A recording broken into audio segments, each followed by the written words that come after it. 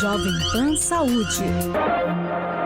Olá, bem-vindo, bem-vinda ao Jovem Pan Saúde. Eu sou Lívia Zanolini e no programa de hoje vamos falar sobre o sarampo, causas, efeitos e tratamento. E quem está com a gente hoje para falar um pouco mais sobre o tema é o Dr. Enio Ziman, que é dermatologista e imunologista. Doutor, obrigada pela participação, bem-vindo. Eu que agradeço, Lívia. Olá a todos. E me coloco à disposição para esclarecer alguma coisa a respeito do sarampo, que é algo bem complexo. Exatamente. Por causa disso, por ser uma doença tão complexa, doutor, antes de a gente começar a falar de tratamento, de prevenção, eu queria que o senhor explicasse para a gente o que é o sarampo e como é feita a transmissão da doença.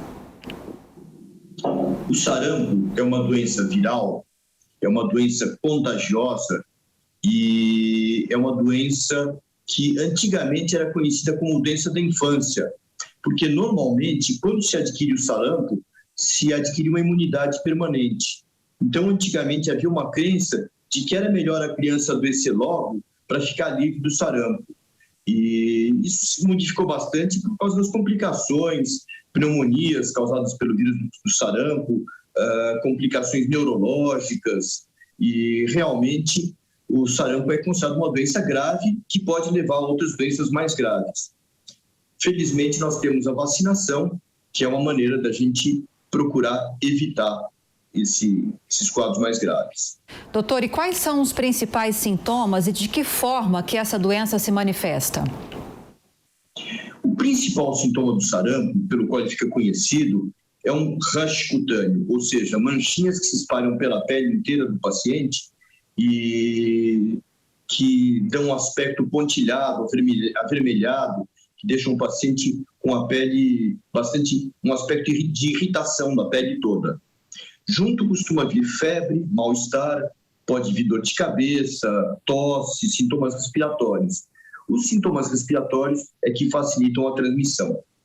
O senhor falou de complicações neurológicas, de pneumonia. Queria que o senhor explicasse um pouquinho mais sobre essas complicações e qual o nível de gravidade da doença. Sarampo pode matar? Sarampo pode matar. Eu sou médico mais das antigas e eu cheguei a ver casos graves de sarampo. Por causa das vacinas, o número de casos de sarampo diminuiu, o sarampo chegou até a ser considerado erradicado por algum tempo, até surgirem novos casos e quando surgiram esses novos casos, as pessoas não tinham anticorpos contra o sarampo, e eles podiam ser bem graves, podendo levar, inclusive, a meningite por vírus do sarampo, a pneumonia por pneumonite por vírus do sarampo, que se complicava com infecções bacterianas, com infecções, às vezes, generalizadas, e realmente com risco para a vida. Eu, cerca de 30, 40 anos atrás, cheguei a ver casos bastante graves de sarampo. Hoje... Graças à vacinação. Falando em vacinação, a gente está em plena campanha nacional de imunização contra o sarampo. O público-alvo da campanha são crianças de 6 meses a 5 anos de idade e profissionais da saúde. Por que crianças são o principal público para receber essa imunização? Não é uma doença que se manifesta mais na infância mesmo? Como o sarampo induz a uma imunidade, nós nos acostumamos a ver casos de sarampo em criança. Mas os casos mais graves que eu vi foram em adultos. O sarampo tem um risco para adultos. Possivelmente o enfoque inicial é vacinar as crianças, porque elas são sensíveis, elas estão voltando às escolas, então elas podem levar o vírus para casa. Mas o adulto também é suscetível, especialmente o adulto que nunca teve contato nem com o sarampo, nem com a vacina.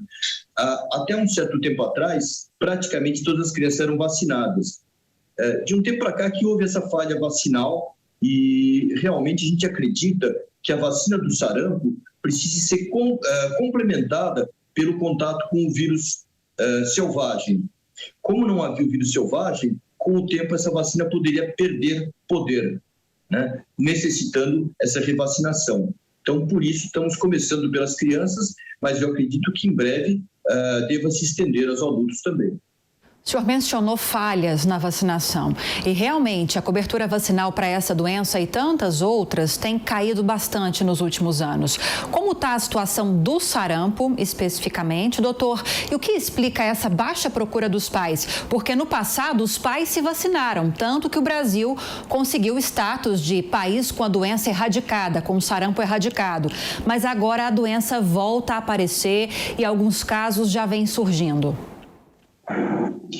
Não adianta nós termos um país com sarampo zero, mas que recebe pessoas que vêm de fora e que muitas vezes podem trazer o vírus para a gente. Quando a gente tem contato com o vírus da vacina, que é um vírus atenuado, a vacina de sarampo é com vírus vivo atenuado, a gente desenvolve o chamado sarampinho, que é um quadro bem leve, normalmente bem benigno. E isso levaria a uma imunidade permanente. Porém, a gente sabe que para essa imunidade ser permanente, precisaria de algum contato ou com o vírus selvagem ou pelo menos novos contatos com a vacina.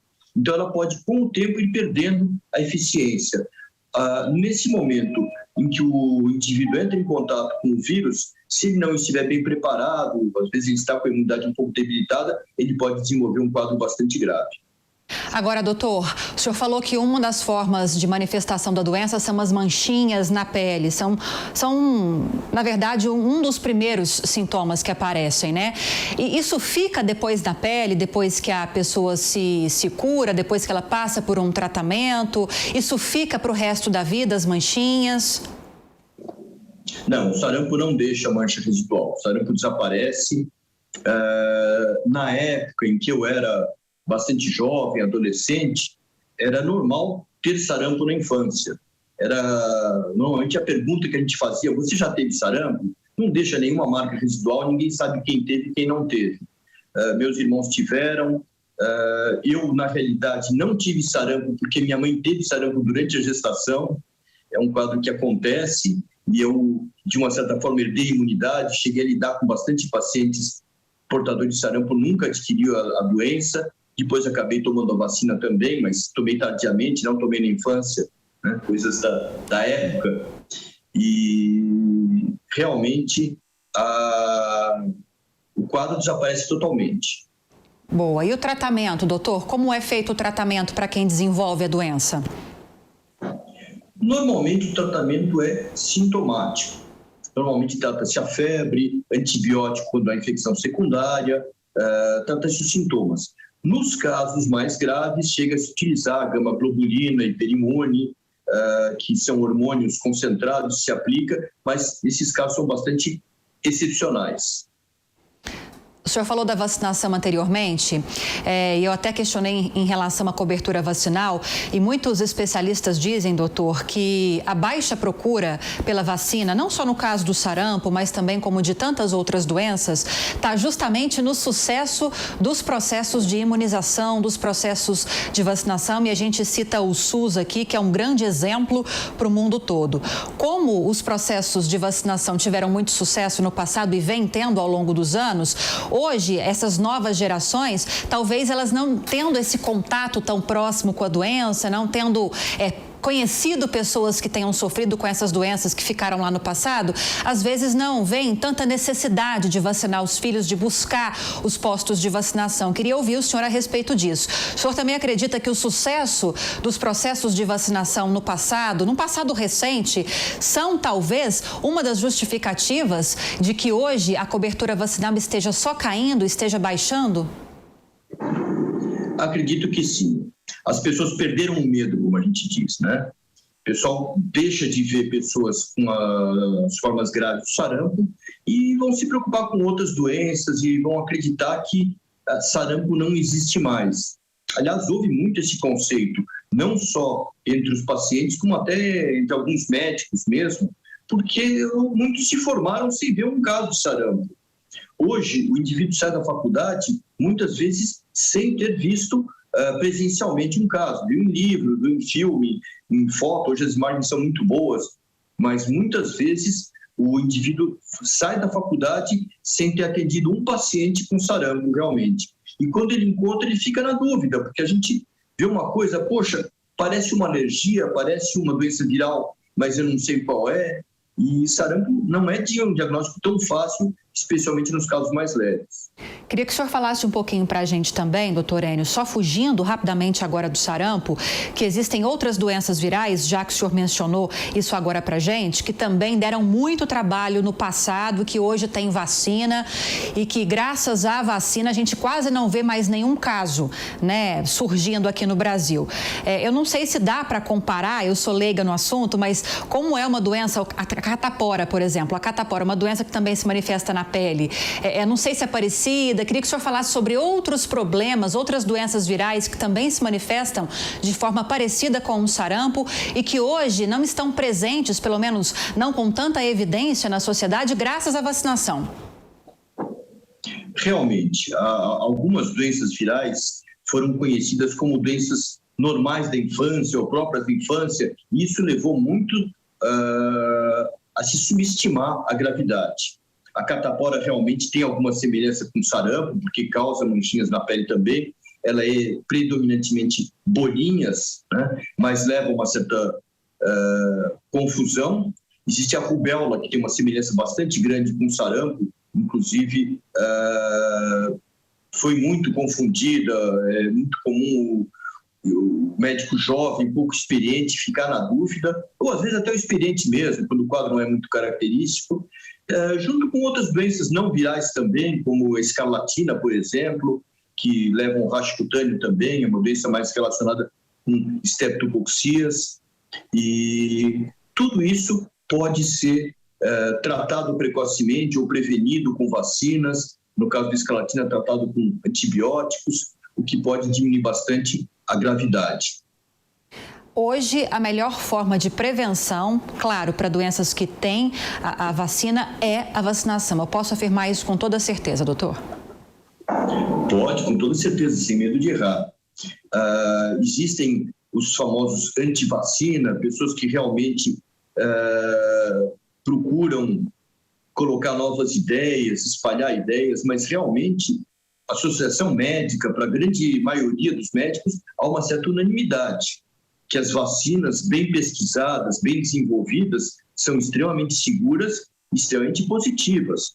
Quando a gente fala em viroses, eu lembro da gravidade de uma poliomielite, paralisia infantil, quantas crianças com sequela nós vimos, e poderia ter sido evitado. Vacina para hepatite é fundamental, hepatite mata. Hepatite é um quadro grave e é transmitido por contato direto, por contato sexual, por beijo, por gotículas de sangue, e realmente é muito frequente o contato. Seria importante que as pessoas perdessem medo de vacinas e se vacinassem. O Brasil tem uma cultura muito boa de vacina, então eu acho que isso deveria ser incentivado, sim. Doutor, o senhor estava explicando anteriormente algumas semelhanças com outras doenças. Eu citei a catapora, o senhor reforçou também essa citação da catapora, falou da rubéola e citou outras. Então, para que haja um diagnóstico seguro quando o paciente ainda apresente alguns desses sintomas, é o exame de sangue que vai detectar com certeza qual é o problema que a pessoa tem? Normalmente, o diagnóstico primeiro é clínico. Para o médico experimentado, normalmente é suficiente como diagnóstico clínico. Mas existem as sorologias que firmam o diagnóstico de forma definitiva. A grande maioria das doenças, o diagnóstico clínico é importante e é confirmado pelo laboratório. Doutor, a gente está na campanha de vacinação nacional contra o sarampo, como eu disse, e tem esse público já pré-estabelecido, que são crianças de 6 meses a 5 anos de idade e trabalhadores de saúde.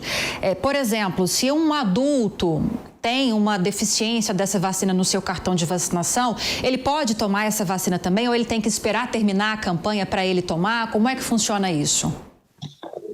Ele pode tomar, mas ele tem que ser indicado, tem que haver uma espécie de uma solicitação, ele tem que passar por um médico que vai constatar uma necessidade especial e vai solicitar a vacinação fora da campanha mesmo. O senhor estava explicando no comecinho da entrevista que o senhor teve contato, pelos anos de experiência como dermatologista e imunologista que o senhor tem. O senhor disse que já teve contato com muitos casos graves, né, de sarampo, já ouviu dizer, já conversou com profissionais sobre isso. Como é a realidade hoje? Eu não sei se o senhor tem consultório, se o senhor atua no consultório, se o senhor ainda recebe casos assim, suspeitas assim, pais que são resistentes a vacinar os filhos. Queria que o senhor contasse um pouquinho da experiência do senhor no consultório. Felizmente, hoje eu trabalho em consultório realmente, felizmente não vejo casos de sarampo ativo há muitos anos. Eu não sou pediatra, embora atenda muitas crianças. Acontece da criança aparecer com exantema achando que é uma alergia e de repente tem uma doença infecciosa, inclusive além do sarampo, da rubéola, a gente tem visto a sífilis voltando, temos visto casos em adulto, em casos até em crianças mesmo, né? Mas sarampo não é frequente, não. Agora, essa resistência à vacinação é uma coisa que está na cabeça, porque hoje a internet tem muita informação, informações boas, informações ruins, e elas se conflitam. Muitas vezes as pessoas não sabem separar quais são as boas, quais são as ruins. E isso leva com frequência a ideias, o pessoal espalha as tais das fake news, vídeos, e às vezes colegas sérios falando sobre teorias, mas da maneira como é falado, como é editado, levam a ideias erradas, perigosas. E toda vez que a gente vê uma pessoa que não tomou vacina ficar doente, seja no caso do sarampo, mas do Covid também e de outros doenças, a gente pensa, puxa, isso poderia ter sido evitado. Essa pessoa poderia estar sã. Qual é a orientação nesses casos, doutor, quando pacientes, pais, cuidadores em geral, avós, chegam com essas ideias anti-vacina para o senhor? Qual é a orientação que o senhor passa para essas pessoas? Eu estou perguntando porque caso a nossa audiência ainda tenha essa preocupação, esse receio, esse medo, essa orientação serviria bastante para essas pessoas que estão nos assistindo também. Eu vou utilizar como um exemplo do dia a dia a vacina do Covid, que é uma vacina bastante polêmica por ter sido uma vacina recém-desenvolvida. Então essa é a principal dúvida, toma ou não toma, toma a terceira dose, toma a quarta dose. E eu costumo dizer o seguinte, se você tiver um efeito colateral da vacina, você vai chegar a um hospital, seja um hospital particular ou um hospital público, e vai ser tratado. Se você chegar com a doença e disser não me vacinei, você vai no mínimo ficar constrangido. Então, eu acho que sempre o certo é a gente fazer o correto. E o correto, segundo as associações médicas, é se vacinar. Então, vamos tomar cuidado com a nossa saúde, a saúde é única, a gente só dá valor à saúde na hora que a gente perde a saúde e, como a maioria das pessoas no mundo inteiro tem tomado as vacinas, gente, o certo é tomar vacina. Não existe dúvida quanto a isso. Muitos usam o argumento, doutor, em relação à vacina da Covid, é o tempo recorde de desenvolvimento, de produção dessa vacina. Mas quando a gente fala, não que eu concorde, eu estou reproduzindo esse argumento que muitos usam para dizer que tem medo, que a vacina ainda seria experimental. Queria que o senhor falasse a respeito dessa frase que muitos usam, da vacina ser experimental. Mas como o nosso foco é o sarampo, queria que o senhor falasse também sobre essa relação de tempo de produção. Porque a vacina contra o sarampo foi desenvolvida há muitos anos e com certeza o tempo de desenvolvimento dela foi muito maior e a gente já teve como perceber como ela funciona, a eficácia, possíveis efeitos colaterais em todos esses anos que ela vem sendo aplicada. Não seria o caso de usar esse argumento no caso da vacina contra o sarampo, por exemplo. Sim, sem dúvida. A vacina contra o sarampo foi desenvolvida há muitos anos. Eu posso me sentir uma pessoa histórica, né? Que quando eu era criança não existia e durante a minha adolescência ela começou a ser utilizada também inicialmente de forma experimental, depois ela foi aprovada realmente. Foram muitos anos de estudo para se desenvolver uma vacina e ela é extremamente segura. Ela é uma vacina por vírus atenuado, portanto ela provoca uma doença atenuada, uma doença leve. Então, havia muita controvérsia na época também. Puxa, eu tomo a vacina, fico com febre, me sinto mal, será que ela é segura mesmo? E depois comprovou-se que realmente ela é segura e ela evitou a circulação do vírus. Eu sei que a gente já conversou no início sobre isso, doutor, mas eu queria que o senhor reforçasse as formas de transmissão do sarampo e existe uma taxa de transmissibilidade que mostra o alto nível de transmissão do sarampo de uma pessoa para outra. Eu queria que o senhor explicasse isso para a gente também. O sarampo tem uma taxa de transmissão muito alta. Realmente, ele é passado especialmente por gotículas, né, por substâncias que a gente elimina na respiração. No próprio ar que a gente respira, a gente está eliminando vírus. Quando a gente espirra, quando a gente tosse, o sarampo dá muita tosse, a gente espalha e realmente a gente tinha, em outras épocas, quando o sarampo era frequente, quando um na família pegava, todos pegavam. Era uma coisa assim, era uma sequência rápida. Então, o sarampo tem um índice de transmissão muito maior do que o Covid ou do que a gripe mesmo. Ele é bem transmissível e realmente, se chegarem novos casos, a probabilidade de uma epidemia é bem grande. Porém, na maioria dos casos, ele é uma doença benigna. Ele não é... Esses casos que eu citei de pneumonia, de complicações neurológicas, são complicações. A grande maioria dos casos são leves. Bateu uma dúvida aqui, doutor, a respeito da vacina contra o sarampo. O senhor estava usando o exemplo da vacina contra a Covid, que é uma vacina que estava em desenvolvimento, continua em desenvolvimento, vão ficar cada vez melhores, mais eficazes, porque é uma doença nova. A doença tem cerca de 2 anos e em um ano de doença, a gente já conseguiu, de Covid, de SARS-CoV-2, nós já conseguimos desenvolver uma vacina. Os cientistas conseguiram trazer uma vacina para a população. No caso da vacina contra o sarampo, a vacina que se aplicava no passado é a mesma de agora? Ou quando a gente fala de vacina, são substâncias que estão sempre em constante renovação? Não, a vacina do sarampo se mantém. Não tem uma modificação de cepa. Diferentemente do vírus da gripe, por exemplo, que é altamente mutante, o sarampo não tem essa capacidade de mutar rapidamente. O da Covid tem, o vírus, o coronavírus muda rapidamente, mas o do sarampo não, ele muda pouco e as vacinas têm mantido uma eficiência e principalmente por serem vacinas de vírus atenuado, de vírus vivo atenuado, elas mantêm uma eficiência bastante boa. Para a gente fechar, doutor, queria que o senhor reforçasse a importância da imunização, reforçando uma informação que eu trouxe desde o início, que nós estamos em plena campanha nacional de imunização contra o sarampo, reforçando os públicos, crianças de 6 meses a 5 anos de idade, preferencialmente trabalhadores da saúde. Queria que o senhor reforçasse a importância dos pais, dos cuidadores, dos avós, dos responsáveis levarem essas crianças para tomarem a vacina.